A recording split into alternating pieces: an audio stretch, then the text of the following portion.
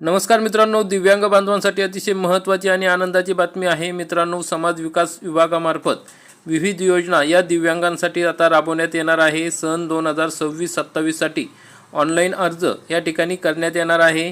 त्यामध्ये दिव्यांगांना विविध कल्याणकारी योजनांचा फायदा मिळणार आहे। तर मित्रांनो, जवळपास 10 अशा दिव्यांग योजना आहे की ज्यामधून दिव्यांग बांधवांना लाभ मिळू शकतो। तर मग कोणकोणत्या या योजना आहे, कोणत्या योजनेमार्फत या ठिकाणी राबवण्यात येणार आहे, त्यासाठी पात्रता काय लागणार आहे, कागदपत्रे कोणती द्यावी लागणार आहे आणि फॉर्म त्याचे अर्ज कधीपासून सुरुवात होणार आहे, त्या संदर्भात आपण सविस्तरपणे माहिती आजच्या या व्हिडिओमध्ये बघणार आहोत। तर मित्रांनो, अतिशय महत्त्वाचा व्हिडिओ आहे, त्यासाठी हा व्हिडिओ शेवटपर्यंत बघा, म्हणजे तुम्हाला सर्व काही योजनांचा लाभ कसा घ्यायचा त्याविषयी माहिती मिळेल। तर मित्रांनो, आपण या ठिकाणी बघू शकता, समाज विकास विभाग पुणे महानगरपालिका यांचे जाहीर प्रकटन सन 2026-27 करिता महिला व बाल कल्याण योजना, मागासवर्गीय कल्याणकारी योजना, युवक कल्याणकारी योजना, दिव्यांग कल्याणकारी योजना या योजनेअंतर्गत युवक युवती महिला पुरुषांसाठी खालील योजनांसाठी ऑनलाईन पद्धतीने अर्ज मागवण्यात येत आहे। तर मित्रांनो, आपण या ठिकाणी बघू शकता, या ठिकाणी जाहिरात आलेली आहे। मागासवर्गीय कल्याणकारी योजना आहे, दिव्यांग कल्याणकारी योजना आहे। तर मग दिव्यांग कल्याणकारी योजना कोणकोणत्या आहेत तर तुम्ही या ठिकाणी बघू शकता। दिव्यांग स्वयंरोजगारासाठी अर्थसहाय्य 20,000 रुपयापर्यंत स्वयंरोजगारासाठी अर्थसहाय्य या ठिकाणी मिळणार आहे।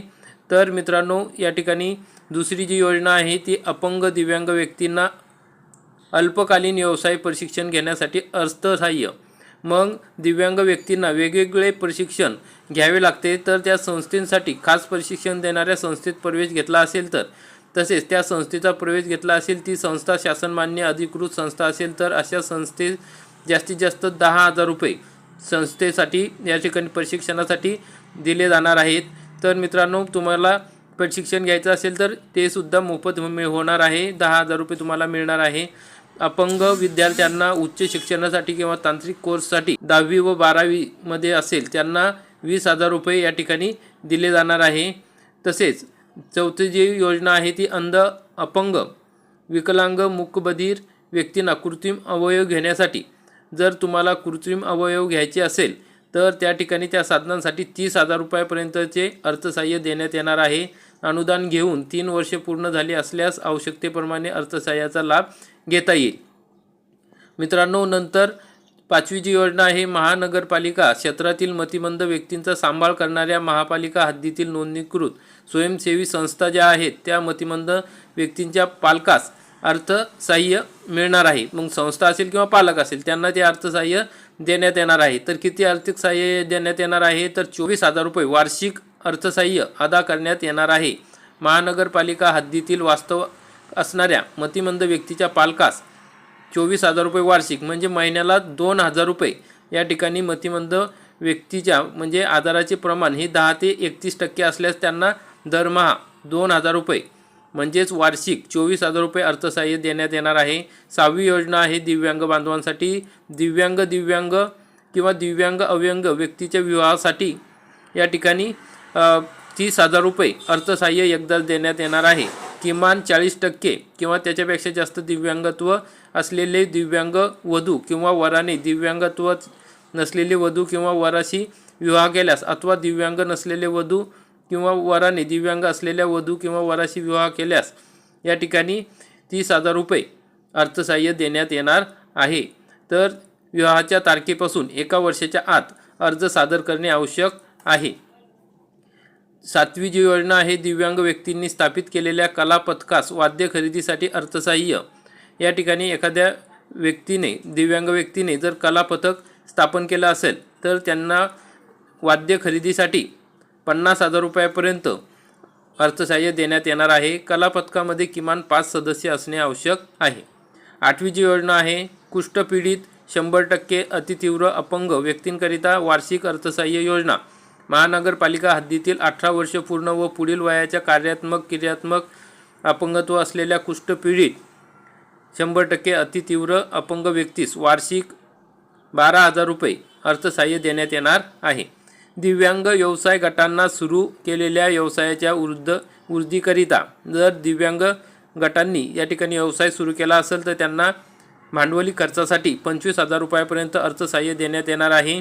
दिव्यांग बचत गटातील 5 सदस्यांना एकत्र येऊन व्यवसाय गट स्थापन केला असणे आवश्यक आहे। 10वी जी योजना आहे दिव्यांग व्यक्तींना वार्षिक अर्थसहाय्य। पुणे मनपा हद्दीतील राहणाऱ्या ज्या क्रियात्मक 21 प्रकारचे दिव्यांग व्यक्तींना दरमहा खालीलप्रमाणे अर्थसहाय्य देण्यात येणार आहे। 40 ते 60% दिव्यांगत्व असेल तर त्यांना दरमहा 2500 रुपयाप्रमाणे 30,000 रुपये। 61% ते 80% दिव्यांगत्व असेल तर त्यांना दरमहा 3,000 रुपयाप्रमाणे 36,000 रुपये आणि 81% किंवा 100% असेल तर त्यांना दरमहा 3500 रुपयाप्रमाणे वार्षिक 4200 रुपये अर्थसहाय्य देण्यात येणार आहे। थेलेसेमिया कुष्ठरोगी 10% ते 39% यांना दरमहा 2,000 रुपये प्रमाणे वार्षिक रक्कम 24,000 रुपये अर्थसहाय्य देण्यात येणार आहे। तर मित्रांनो, हे जे अर्थसहाय्य आहे ते दरवर्षी देण्यात येतं। यासाठी तुम्हाला पुणे महानगरपालिका या हद्दीमध्ये असणे गरजेचे आहे आणि त्या हद्दीमध्ये तुम्ही असेल तर पुणे महानगरपालिकेमध्ये दिव्यांग म्हणून नोंद असणे आवश्यक आहे। तर मित्रांनो, या सर्व कल्याणकारी योजनांसाठी तुम्हाला अर्ज करायचा असेल तर 27 एप्रिल 2026 पासून दिनांक 30 सप्टेंबर 2026 पर्यंत ऑनलाईन पद्धतीने dbtpmc.gov.in या संकेतस्थळावर अर्ज भरणे गरजेचे आहे। तसेच याबाबतचे तपशील, अटी व शर्ती या पुणे महानगरपालिका यांच्या संकेतस्थळावर बघण्यात यावे। अधिक माहितीसाठी संपर्क दिलेला आहे, टोल फ्री क्रमांक दिलेला आहे। मित्रांनो, तुम्ही या ठिकाणी dbtpmc.gov.in या संकेतस्थळावर ही सर्व माहिती उपलब्ध करून देण्यात आलेली आहे। त्या संदर्भात सुद्धा आपण अर्ज कसा करायचा, कशी माहिती भरायची ते आपण पुढील व्हिडिओत बघूया। तरी मित्रांनो, अशा प्रकारची अतिशय महत्त्वाची अपडेट होती।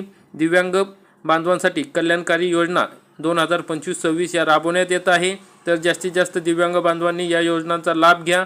व्हिडिओ आवडल्यास व्हिडिओला लाईक करा, चॅनलला सबस्क्राईब करा आणि जास्तीत जास्त दिव्यांग बांधवांपर्यंत हा व्हिडिओ नक्की शेअर करा। धन्यवाद। जय हिंद, जय महाराष्ट्र।